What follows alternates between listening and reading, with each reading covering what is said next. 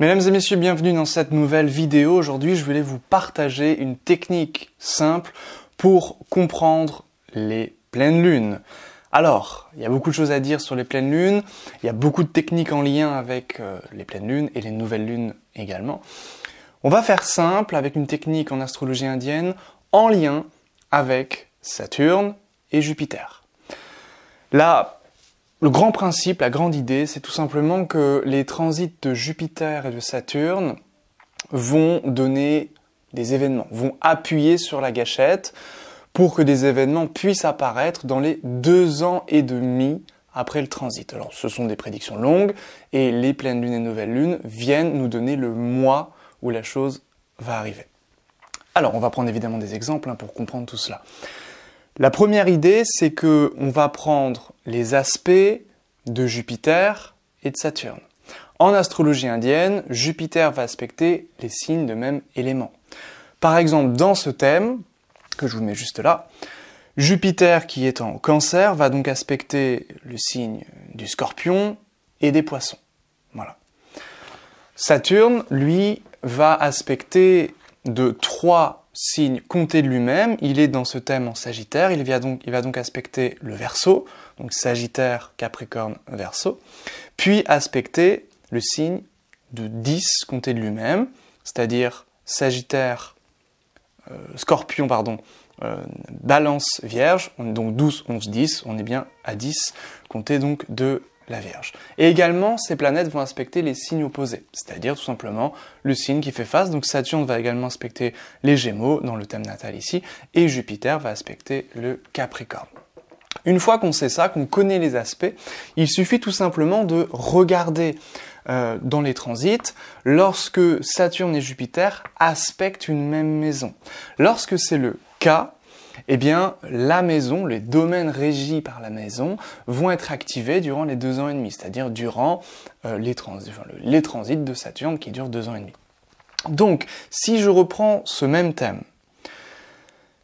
avec à côté un thème de transit, donc du 22 avril 2023, où nous avions Saturne en Verseau et Jupiter qui vient juste d'entrer en Bélier. Nous avons donc ces 2 planètes, Saturne et Jupiter, qui aspectent le Lion.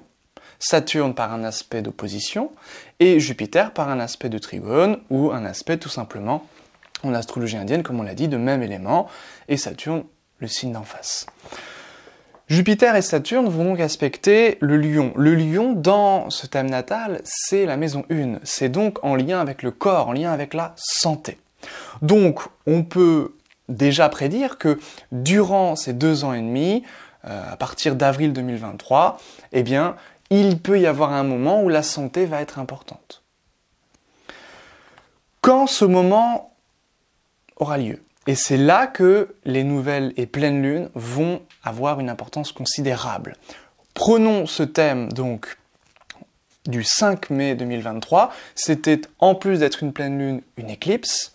Cette éclipse a lieu sur le Jupiter de transit et en même temps sur Mercure. Et c'est ce Mercure qui va être fondamental. Pourquoi ? Parce que Mercure est en maison 1 du thème natal. Donc ici, Mercure est co-significateur du corps, de la santé. Et c'est à partir de ce mois de mai que la personne a commencé à avoir une maladie chronique, tout simplement. Donc voilà déjà des petites pistes qui nous indiquent comment utiliser les pleines lunes en lien toujours avec les 2 maîtres du temps que sont Jupiter et Saturne. Prenons un autre thème maintenant avec ici Jupiter qui est en Balance, en maison 4, Saturne qui est en maison 8, c'est un thème natal. Ici, il n'y a pas de prédiction à faire, mais le thème de transit va avoir une importance considérable parce que le 30 avril 2022, Saturne vient de transiter dans le signe du Verseau. Jupiter, lui, est déjà en Lion à 3 degrés. En Poisson à 3 degrés. Ils aspectent tous 2 le signe du Scorpion. Jupiter, parce qu'il aspecte les signes de même élément. Saturne, parce qu'il y a un aspect de 10 toujours, Saturne aspecte le 10e signe compté de lui-même. Donc, ce Scorpion, pour ce thème, natale, c'est la maison 5. Donc ici, le domaine des enfants est activé, forcément. Eh bien, le 8 décembre 2022, une pleine lune a lieu à 21 degrés du Taureau, conjoint à Mars, maître de la maison 5. Et effectivement, au cours de ce mois de décembre, eh bien, le natif a eu un enfant, tout simplement. Donc on voit comment on peut interpréter et prédire avec la pleine lune au mois près. Alors que Saturne, Jupiter, c'est sur 2 ans et demi près. Et les pleines lunes viennent nous renseigner sur une répétition de la maison, du domaine touché par ce Jupiter-Saturne. À noter qu'évidemment, la nouvelle lune avait eu lieu également en maison 5, puisque le Soleil occupe le Scorpion. Et donc la nouvelle lune avait aussi activé cette maison 5, et la pleine lune a vraiment ici mis l'importance, a vraiment appuyé sur la gâchette. En plus, en conjonction avec le maître de 5, là, il n'y a pas photo, c'est une évidence. Un petit peu plus compliqué dans cet autre exemple, nous avons dans le thème natal Jupiter en Bélier et Saturne en Verseau, peu importe, c'est simplement pour vous montrer les maisons ici, en lien avec le thème natal donc. Et puis, nous sommes, on va prendre ici les maîtres de période, sous-période, interpériode. On est en Rahu, Ketu, Vénus, et vous allez voir que cette interpériode de Vénus va être fondamentale pour juger ici de ce thème qui utilise la même technique mais de manière un peu plus complexe, sans ici les pleines lunes. Si, mais vous allez voir, vous allez voir. Donc, dans ce changement de Jupiter, donc qui transite en Sagittaire, le 5 novembre 2019, nous avons Saturne et Jupiter en Sagittaire. C'est-à-dire que la conjonction ici va primer, tout simplement. Donc, Saturne et Jupiter occupant la maison 8 natale, la maison 8 est complètement activée. Maintenant, le 12 novembre, nous avons une pleine lune. Une pleine lune, ça ne touche rien ici de spécifique, c'est dans la maison 12, bon, déjà ça peut être significatif plus ou moins, et surtout ça touche le Jupiter natal. Jupiter qui est maître de 8. Donc là, on a une répétition encore une fois. C'est-à-dire qu'on peut à la fois prendre les planètes en transit en fonction de ce qu'elles régissent dans le thème natal, mais si les pleines lunes sont également sur des planètes du thème natal, active en réalité ces planètes du thème natal. Donc c'est aussi quelque chose à regarder qui est très intéressant. Donc cette pleine lune vient activer Jupiter, maître de 8, avec Saturne et Jupiter en maison 8.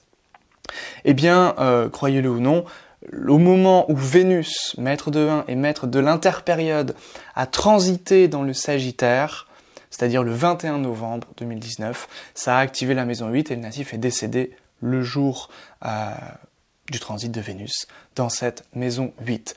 Pour les connaisseurs, cette pleine lune avait eu lieu dans Bharani Nakshatra, un nakshatra régi par Vénus, maître de l'interpériode, maître de 1, et évidemment, c'est cette planète qui a entraîné le jour précis du décès de ce natif. Voilà pour cette petite vidéo en lien avec cette technique des pleines lunes et des nouvelles lunes, en lien évidemment avec Jupiter et Saturne. Si vous voulez aller beaucoup plus loin pour revoir cette technique avec plein de thèmes d'exemples en profondeur, pour voir également d'autres techniques, bien d'autres techniques, pour apprendre à devenir astrologue, à interpréter, à prédire, vous pouvez rejoindre l'académie. Je vous ai fait une remise de 50% qui va durer seulement 3 jours. Vous pouvez cliquer sur le lien de description pour nous rejoindre. Vous avez des cours collectifs tous les mercredis et tous les dimanches. Vous avez également plus de 80 heures de cours, de replay, en réalité, de ces cours collectifs. Et si vous voulez tout simplement venir de manière gratuite, eh bien vous avez 7 jours d'essai sur le forfait occidental, pas sur le forfait indien. Mais par contre, vous pouvez venir sur le canal Telegram de manière gratuite où je publie du contenu 2 à 3 fois par semaine. C'est tout pour aujourd'hui. N'hésitez pas à partager, à me faire un coucou en commentaire, à poser vos questions, et on se dit à très vite. Bye bye.